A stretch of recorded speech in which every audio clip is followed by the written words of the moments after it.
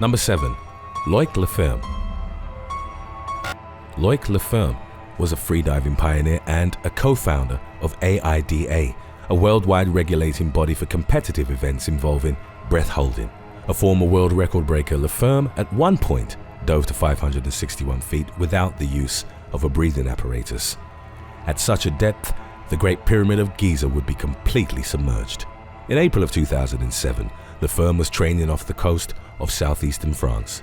His record had recently been broken, which motivated Lefebvre to push himself harder than ever before. Unfortunately, as he attempted resurface, his counterweight system failed. He was brought to the surface unresponsive, and resuscitation attempts, which lasted a reported 45 minutes, were ultimately unsuccessful in saving his life. Freediving is a form of underwater diving in which the practitioner relies solely on holding their breath as opposed to the use of a specialized apparatus. The cessation of breathing, or apnea, is rigorously trained to enhance the diver's muscle and blood oxygen stores, as well as their lung capacity.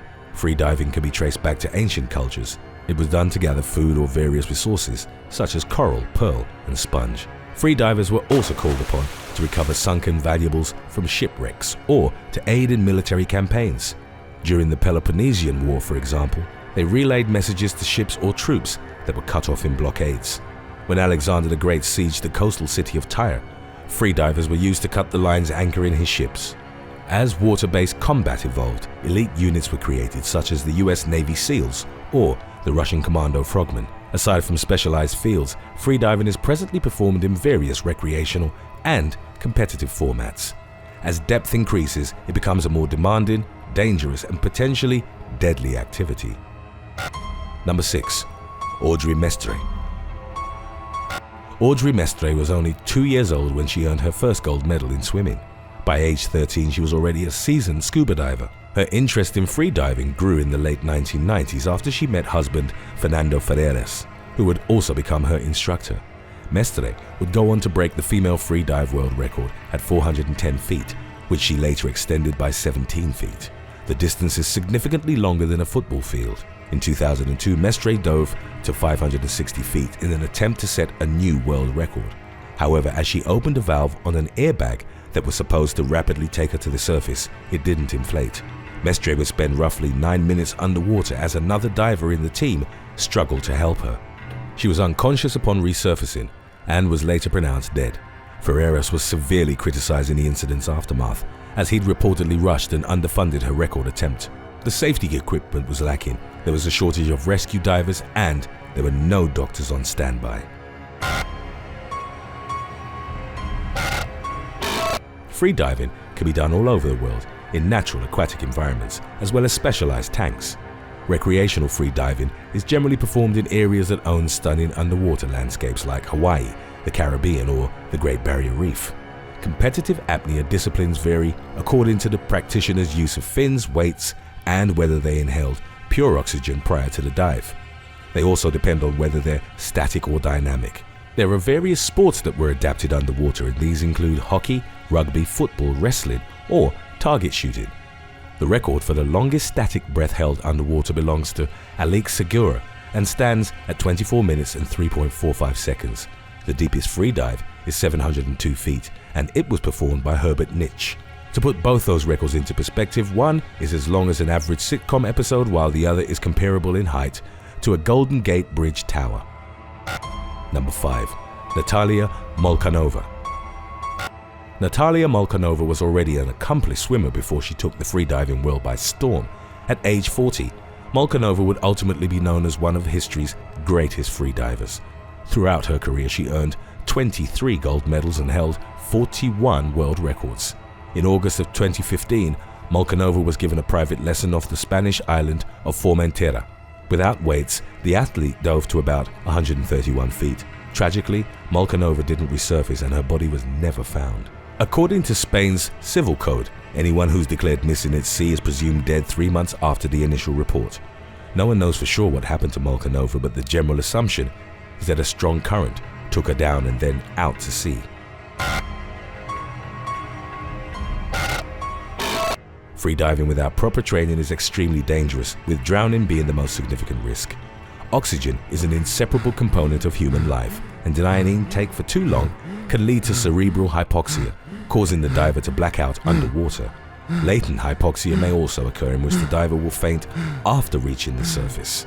The deeper a diver goes, the more pressure their bodies are exposed to. This can result in burst capillaries in the eyes, ruptured eardrums, sinus pains, or trauma to the lungs. The air that freedivers hold in their lungs is mostly made of nitrogen. With greater depth, usually beyond 85 feet, it builds up in the blood and may cause nitrogen narcosis. It's a condition similar to drunkenness that is aggravated with depth and which can lead to poor decision-making on the diver's part. Weather, water currents, and marine fauna are other risks to be considered. Competitive apnea events are relatively safe because they're tightly monitored, but in recreational freediving, statistics indicate a 75% chance that an accident will be fatal. Number 4. Nicolas Mevoli.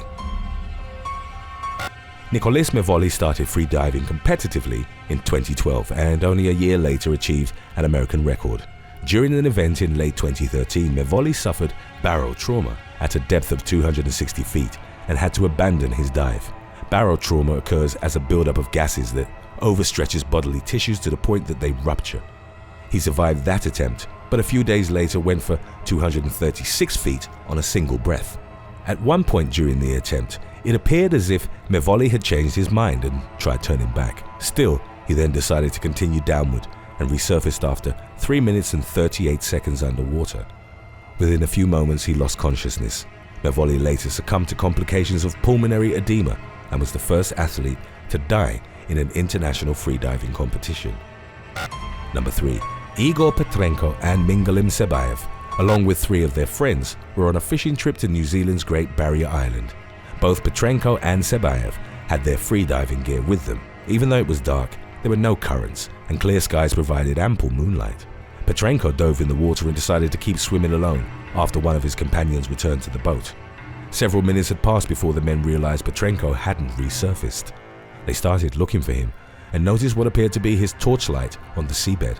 Sebaev made several attempts to reach Petrenko. He saw his body but couldn't dive deep enough to reach him.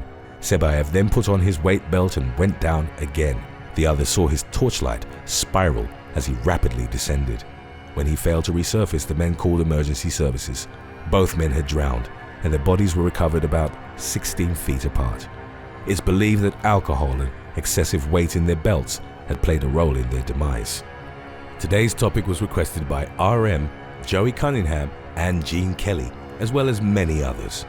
If you have any other topics you'd like to learn about, subscribe and let us know in the comments section below.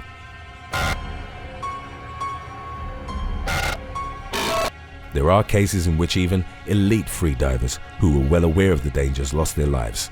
The most important aspects are to use a dive line, never freedive alone, and to make sure your partner is trained in CPR and other emergency procedures. Apnea can be trained on land to the point that your lung capacity significantly increases. One effective method is the apnea walk, in which you hold your breath and walk as far as possible. You should become familiar with equalization techniques in order to regulate pressure buildup in the eardrums and sinuses. It's important towards avoiding pain and barrel trauma. This can be done by simply pinching your nose with your fingers and exhaling as if it were clear, or by raising the back of the tongue and trying to make a G sound, thus effectively using the tongue as a type of air piston. Because of the dangers associated with accumulated nitrogen, don't freedive right after scuba diving. Maintain a peak level of physical fitness, research weather conditions, and never freedive under the influence of drugs or alcohol, as a clear mental state is vital. Number 2. Alexander Seymour. 32-year-old marine biologist Alexander Seymour had been living and working in the island country of Cape Verde for 7 years. He conducted research into the local sharks and rays, while also educating fishermen about them. In July of 2019, Seymour and his team traveled to the island of Sal in order to tag tiger sharks as part of their conservation work. As the others returned to the boat, Seymour went into the water for one more dive. It was then that he suffered a fatal episode of barrel trauma. He drowned and his body later resurfaced, much to the horror of his team. Join the They Will Kill You team by rocking the latest merch from theywillkillyou.com. Order yours today to be one of the first to spread the word. Number 1. Alex Pullen. Two-time world champion snowboarder Alex Pullen died while spearfishing off a beach on Queensland's Gold Coast. A few days prior to his death, he'd shared pictures on his social media of himself spearfishing underwater. On July the 8th of 2020, the Australian athlete wasn't wearing any breathing apparatus as he was freediving on the reef. At some point, he suffered a blackout and subsequently drowned. A snorkeler found his body and raised the alarm with the local lifeguards. When news of the tragic incident broke, many of the 32-year-old supporters expressed their condolences online, and some mourners made their way to the beach to lay flowers in his memory. Thanks for watching. What's your most terrifying experience in the water? Let us know in the comments section below.